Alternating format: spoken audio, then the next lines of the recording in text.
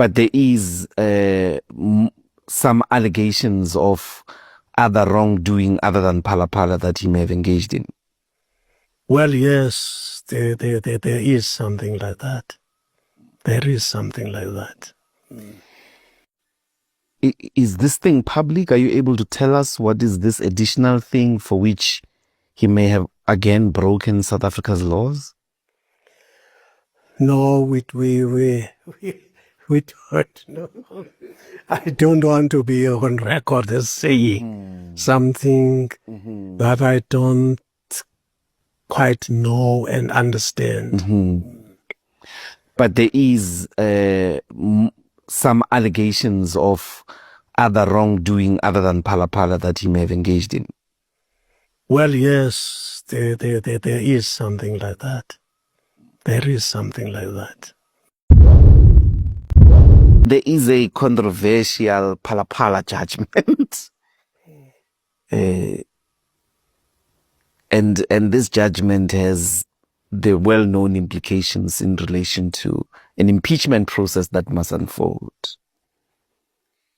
If you were a member of the National Executive Committee and the NEC had to be convened, what was going to be your advice in light of the outcome of the court?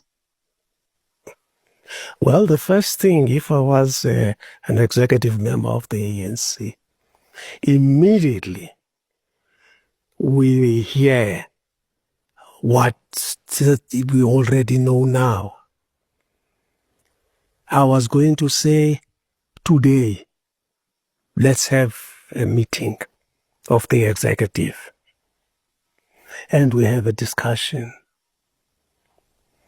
Because if we do not do that, we are painted with the same brush as the ANC. But if we do that and we then say, unfortunately, he has to deal with those matters and can't continue to be leading us. I mean, if you are a good organization where your Bible is goodness all the time, that's what you do. Go and deal with your matters, and you will no longer come to our executive meetings. Am I hearing you correctly that your position would be that President Ramaphosa must be released as head of state and as president of the ANC? To deal with that situation. Now, if you are a member of the ANC,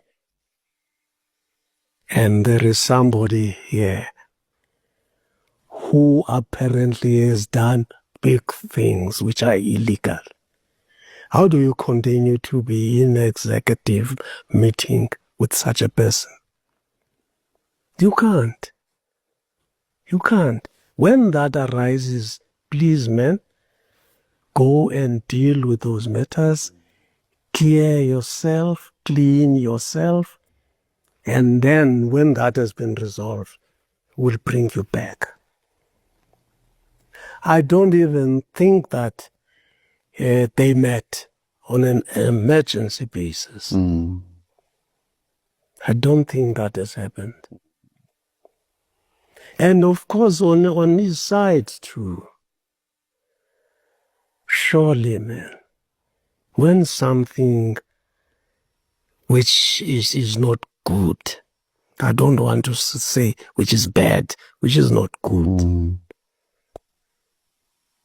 happens and it involves you as a leader, you go to people you work with and say, look, I am not going to be available for your meetings and what have you. I want to deal with this matter and then I'll come back when I've cleared this thing.